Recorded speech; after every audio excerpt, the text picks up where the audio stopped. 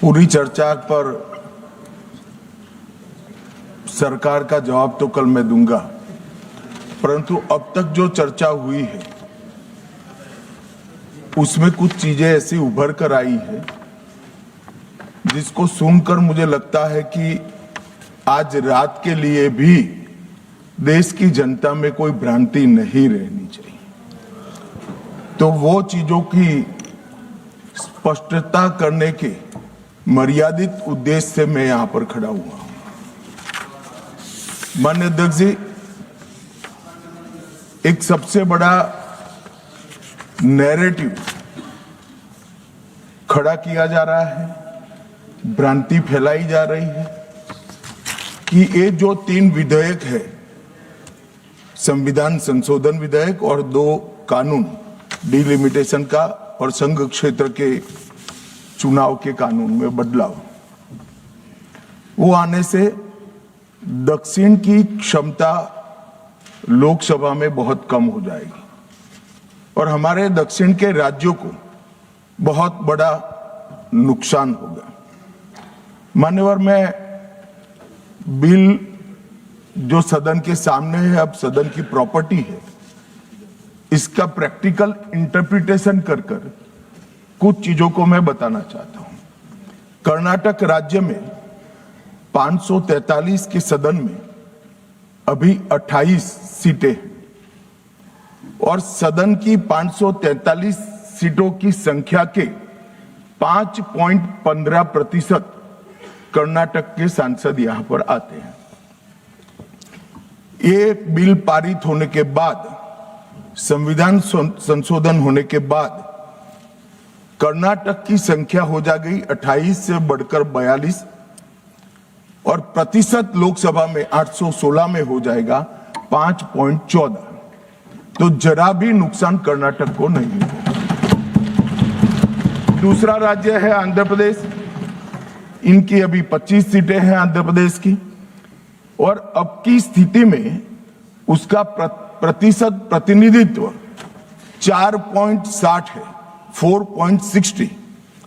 अब इसमें भी 50% लगभग वृद्धि होगी तो सीटें हो जाएगी 38 और 4.60 की जगह 4.65% उनकी शक्ति हो जाएगी। तेलंगाना में 17 सीटें हैं अभी और उनकी शक्ति 543 के सदन में प्रतिशत 3.13 है। अब उसमें 50% की वृद्धि होगी और सीटें हो जाएगी 26 और 3.13 की जगह 3.18% उनकी क्षमता। तमिलनाडु, इतने सारे लोग काले कपड़े पहनकर आए हैं, मैं तमिलनाडु की जनता को भी आश्वस्त करना चाहता हूं कि आपकी शक्ति कम नहीं होगी, बढ़ रही है। मान्यवर, अभी 39 सांसद तमिलनाडु राज्य से चुनकर यहां आते हैं और 543 के सदन में उसके प्रतिशत है 7.18%, 7.18%। और अब 50% वृद्धि के बाद सांसद लगभग हो जाएंगे 59 और इनकी नए सदन में 816 के सदन में प्रतिशत में संख्या हो जाएगी 7.23। मैं फिर से एक बार रिपीट करना चाहता हूं, अभी तमिलनाडु की सदन में प्रतिशत स्ट्रेंथ 7.18% है, वो बढ़कर हो जाएगी 7.23। तो तमिलनाडु को भी कोई नुकसान नहीं। केरला में 20 सांसद हैं, 3.68% इनका स्ट्रेंथ है, 20 की जगह 30 सांसद होंगे और 3.68 की जगह होगा 3.67। अब कुल मिलाकर दक्षिण का जो पूरा नैरेटिव बनाया जाता है उसको अगर हम सोचते हैं तो अभी 543 सीटों में जो आपके द्वारा बनाया गया है उसमें 129 सांसद इस सदन में बैठते हैं। मान्यवर, लगभग 23.76% दक्षिण के सांसदों का यहां शक्ति है। अब 50% वृद्धि होने के बाद 129 की जगह 195 सांसद बैठेंगे और उनकी शक्ति 23.97% मतलब 24% होगी। तो शक्ति बढ़ नहीं रही है, कम नहीं हो रही है, बढ़ रही है। तो कृपया कोई भी एक मिनट मेरा समाप्त तो होने दीजिए, समाप्त तो होने दीजिए। अरे पर समाप्त तो होने दीजिए। अरे पर बीच में कैसे करेंगे आप? मैं अभी बैठ जाइए, उसका भी जवाब देता हूं। आपको जवाब चाहिए ना, देता हूं। मान्यवर, कृपया ये बिल के जो इंटरप्रिटेशन है इसको अधिकृत रूप से बिल को पायलट करने वाले मंत्री के रूप में मैं इस सदन के सामने रख रहा हूं। मैं मेरी जिम्मेदारी समझ रहा हूं। जो भ्रांति फैला रहे हैं वो शायद न समझते हैं, तो उसके लिए मेरा कोई टिप्पणी नहीं है। मान्यवर वेणुगोपाल जी कह रहे हैं कि किसने कहा? मैं अमित शाह भारत का गृह मंत्री कह रहा हूं, जो इस बिल को पायलट किया। दूसरी बात, सुनिए ना, बिल में कहां है और कहां से ड्रॉ कर मैं आंकड़े निकालता हूं।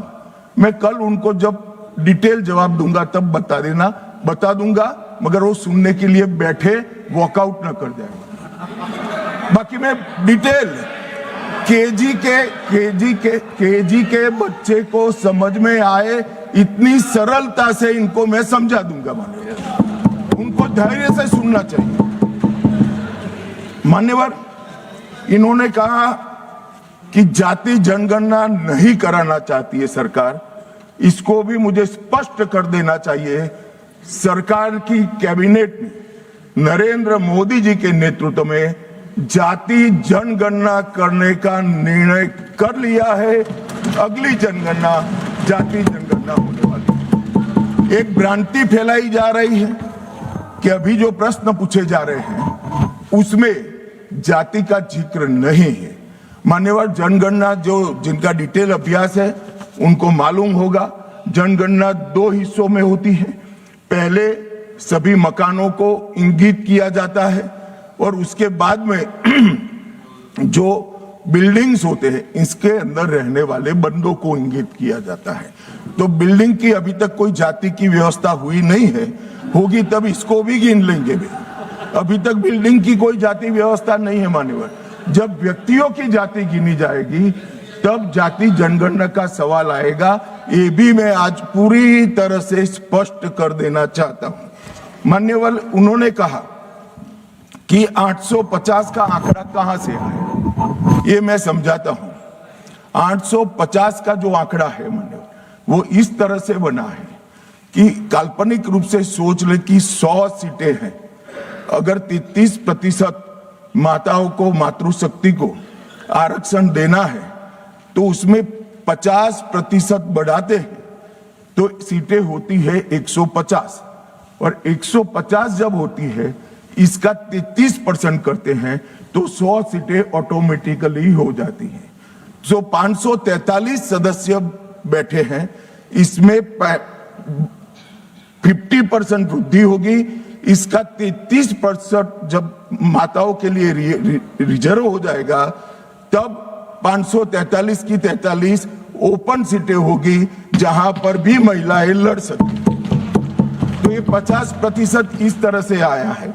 और 850 है वो राउंड ऑफ फिगर है। 816 एग्जैक्ट संख्या होगी। ये फिर से पूछेंगे कि ऐसा क्यों किया है, तो अभी भी राउंड ऑफ फिगर जो है ये 543 नहीं है, 543 से ज्यादा ही है। अब उन्होंने कहा कि वृद्धि कैसे करोगे आप? 550 इतना तो समझ जाएंगे भाई। मैं केजी कहा तो तुम 7 अर्थ में केजी की तरह करने लगे। मान्यवर, इन्होंने कहा कि ये बिल में लिखा नहीं है। सांसद ज्योतिमणि और दक्षिण के कई सारे सांसदों ने कहा मेरा कल समय ले ले, मैं पढ़वा दूंगा। वैसे समय लेने की जरूरत भी नहीं है। कल मैं सदन के सामने ये डिटेल पूरा देश समझ पाए इस तरह से समझा दूंगा। मान्यवर, डीलिमिटेशन कमीशन का जिक्र है कि डीलिमिटेशन कमीशन में आप आपके लोग बिठा दोगे, ये करोगे, वो करोगे। तो मैं माननीय सदस्य प्रियंका जी को कहना चाहता हूं, हमने डीलिमिटेशन कमीशन एक्ट के अंदर कोई बदलाव नहीं किया है। फुल स्टॉप कोमा में आपका डीलिमिटेशन कमीशन एक्ट को हमने रिपीट किया है।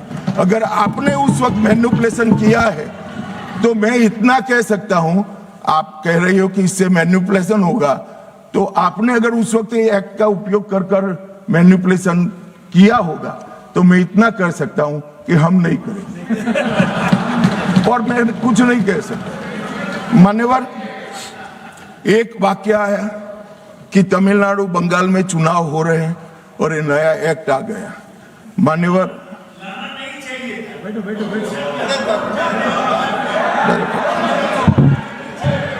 मान्यवर, मैं स्पष्टता से कह देता हूं कि ये डीलिमिटेशन कमीशन की जो रिपोर्ट तभी लागू होगी जब पार्लियामेंट इसको स्वीकार करके करेगी और राष्ट्रपति महोदय इस पर अपना मंजूरी का मोहर लगाएंगी। तो ये 2029 के पहले होने का सवाल नहीं है।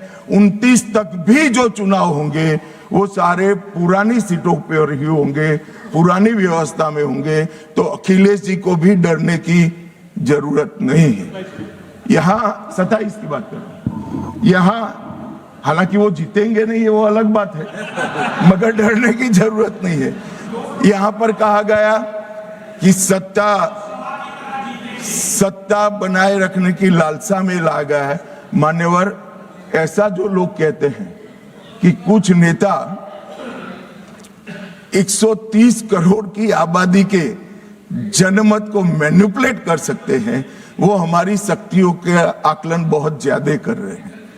हम तो उस बात में मानने वाले हैं, लोकतंत्र में सत्ता नागरिक के वोट से और नागरिक के दिमाग से ही तय होती है। राजनेता, राजनीतिक पार्टियां नहीं कर सकती। 130 करोड़ का जनमत कौन मैनिपुलेट कर सकता है ऐसा? और अगर कर पाते तो हम तो जीतते ही नहीं। आप सत्ता में बैठे थे, हम कैसे जीतते? मान्यवर, इमरजेंसी डालने के बाद भी जनमत मैनिपुलेट नहीं होता है। इस देश का इतिहास है। और जहां तक लोकतंत्र को खत्म करने की बात करी है, मैं भारतीय जनता पार्टी के कार्यकर्ता के नाते, इस सदन में एक सांसद के नाते कहता हूं, किसी की भी ताकत नहीं है इस देश से लोकतंत्र को खत्म करने की। जिन्होंने प्रयास किए हैं इमरजेंसी के वक्त, जनता ने उनको खत्म कर दिया था, लोकतंत्र को कुछ नहीं हुआ। और मान्यवर, लोकतंत्र इस तरह से खत्म नहीं है।